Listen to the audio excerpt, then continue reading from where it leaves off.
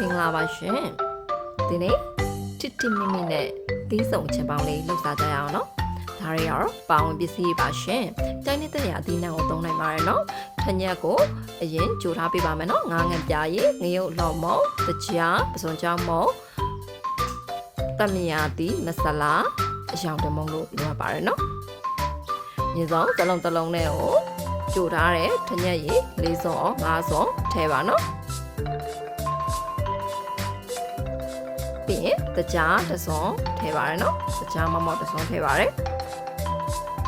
ပြီးရင်ငါးငက်ပြရည်တစ်စွန်ထည့်ပေးပါမယ်နော်ငါးငက်ပြရည်လည်းကြိုင်နေတဲ့ရငါးငက်ပြရည်သုံးနိုင်ပါတယ်နော်ကျွန်မသုံးထားတာတော့ရွှေလေးတစ်စိပ်ပါရှင်ပြီးရင်အယောင်တင်မုံစွန်သေးလေးတစ်စွန်ထည့်ပါတယ်နော်ငရုတ်အကျက်မုံအလော်မုံနှစ်စွန်သုံးစွန်ကိုအဆက်စားနိုင်တဲ့လောက်ထည့်ပါနော်ပစွန်ကြောင်းမုံလည်းနှစ်စွန်ထည့်ပါရနော်ပြီးရင်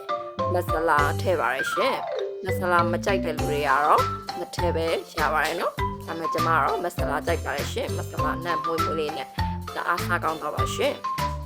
လက်မြသီးကိုလည်းတစ်လုံးလုံးညှစ်ထည့်ပေးပါရရှင်ဒါတော့ကိုသုံးတဲ့အသီးနဲ့ပုံမှာ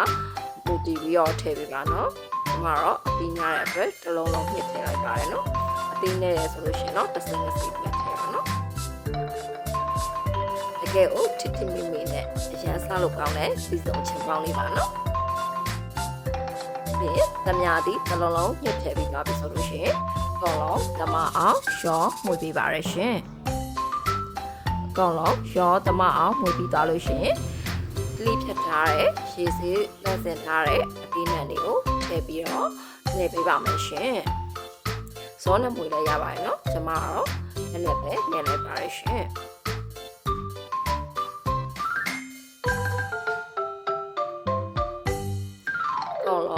သမသွားပြီဆိုလို့ရှိရင်တကယ်ကိုတစ်မိမိနဲ့အရန်စားလို့ကောင်းတော့ပါနော်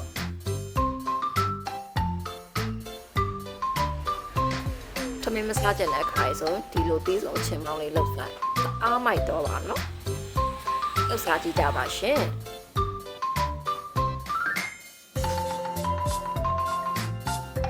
ကြည့်ရှုပေးတဲ့တူတယောက်ချင်းစီကိုကျေးဇူးများကြီးတင်ပါတယ်ရှင်